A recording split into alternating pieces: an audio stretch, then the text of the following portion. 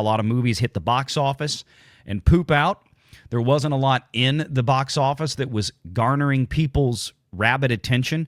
Tron Ares, of course, being probably the biggest blockbuster budgeted type film from Disney and from anybody, I believe, that came out in this fiscal quarter. It really just did not do much. It petered out. And now, of course, another topic tonight is going to be Predator Badlands, or as we're going to call what I think their performance is going to be, Predator Really Bad lands on its face.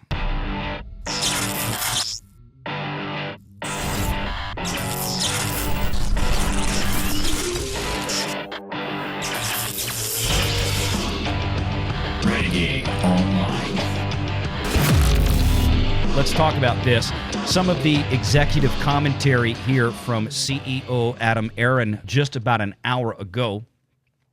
Total revenues at $1.3 billion compared to $1.348 billion at the same quarter last year. The net loss was reported to be about $298 million compared to a net loss of $20 million for the same time last year. Again, that's a big number. That's a big change. That's an ugly change. But they do give some color on the reasons as to why this occurred.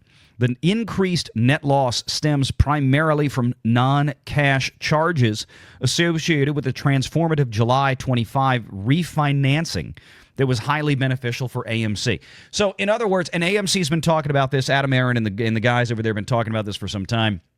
AMC has been, over the past several years, restructuring a great deal of their long-term leverage, their debt, and the apparently a significant portion of the additional losses compared to last year were due to that debt restructuring. So, in other words, much like we just talked about a couple of weeks ago when it came to Netflix and Netflix's performance in the quarter, top-line revenues beat earnings estimates, but OI, operating income, or EBITDA, profit, whatever you want to call it in this case, to simplify things, was lower than what was anticipated. That, too, was due to a one-time anomaly with this massive $650 million Brazilian tax bill. Okay?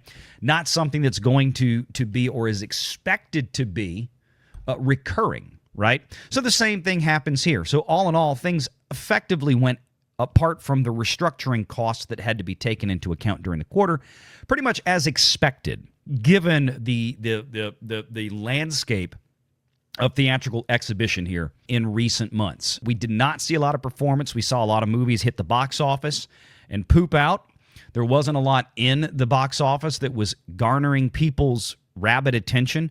Tron Ares, of course, being probably the biggest blockbuster budgeted type film from Disney and from anybody, I believe, that came out in this fiscal quarter, really one of the probably top two or three, it really just did not do much. It petered out.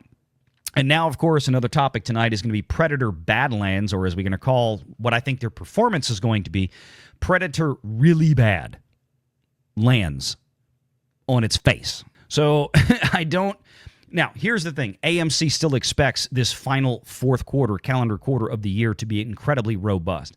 In fact, the guidance that AMC gave us this afternoon more or less suggests that they expect the overperformance of the fourth quarter to more than make up for the doldrums of the third quarter. We'll see if that comes true. And again, a lot of that is beyond AMC's control, as they are simply just an exhibitioner. They ain't making the movies.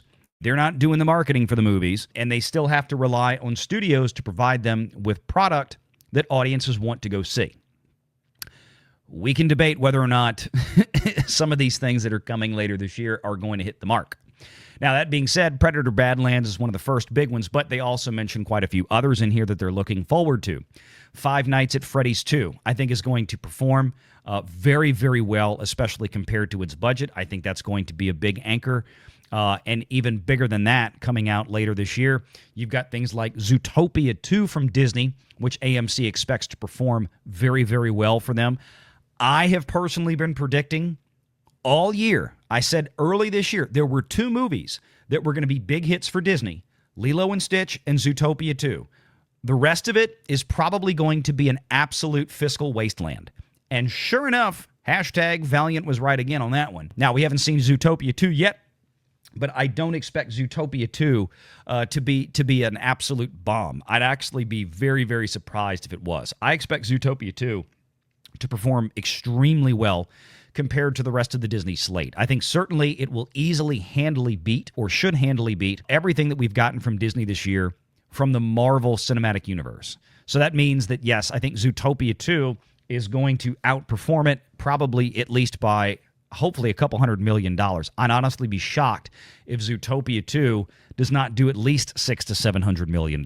It's a big problem if it doesn't, I think, for Disney. And then, of course, you've got Avatar Fire and coming out later this year. I have no idea just whatever it is. I know there's Avatar fans out there. I'm not trying to personally pick on you. Love Drunk 3PO. I don't understand why he likes Avatar the way he does. It's just nothing that I've ever gotten into. It just never resonated with me. But if you like it, that's cool. I don't have an issue with it. But I don't know what that's really going to look like. The last Avatar film did about $2 billion globally a couple of years back. Can the third one hold that level of financial prowess? That is yet to be determined. Now, don't forget that Avatar 2 comes out so damn late in the quarter that probably a significant portion, half the box office or close to it, may not even occur till after the first of the year, because it comes out just a couple of days before Christmas.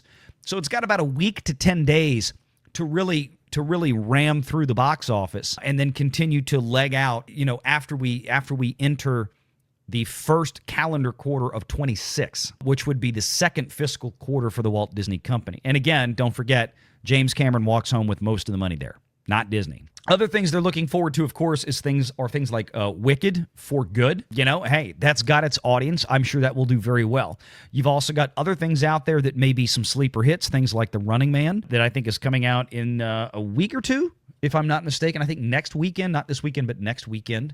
I think it comes out opposite Now You See Me, Now You Don't 3, or whatever. It's the third version of that movie.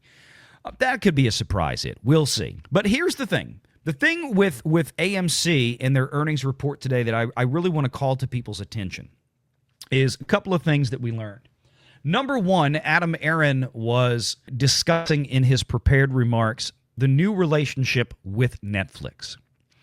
And while Adam Aron did not give us a lot of details yet as to what would come, he did stipulate that is simply because we have not ironed out a lot of details yet. But in his words, one of the most important factors that they're negotiating right now is windowing, right?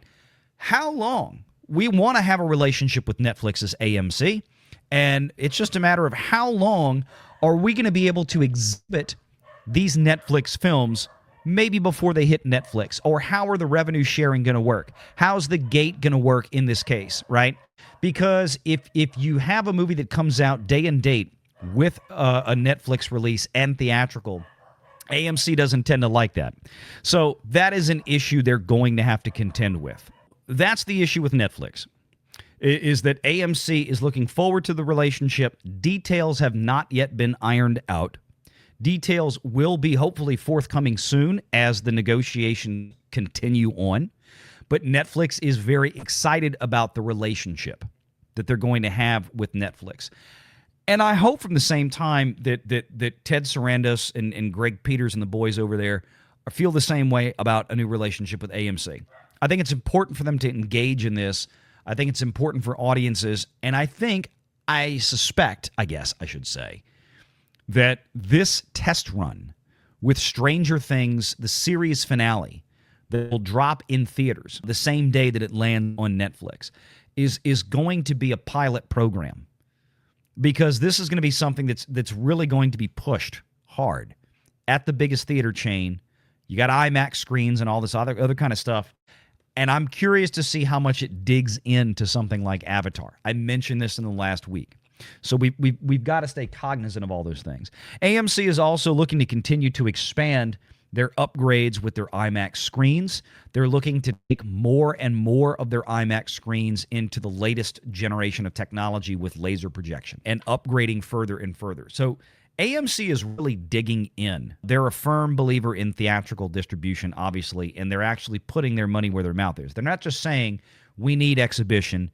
Exhibition is the best. they're spending a lot of capital in the belief that they're seeing signs that we talked about this before, like earlier this year with Minecraft movie. After that, you had a lot of that generation saying that they really enjoy going to the theater. Great. We need more movies like that to bring them in. Make sure you're subscribed to Valiant Renegade and join us every Sunday at 6 p.m. Eastern for the live show.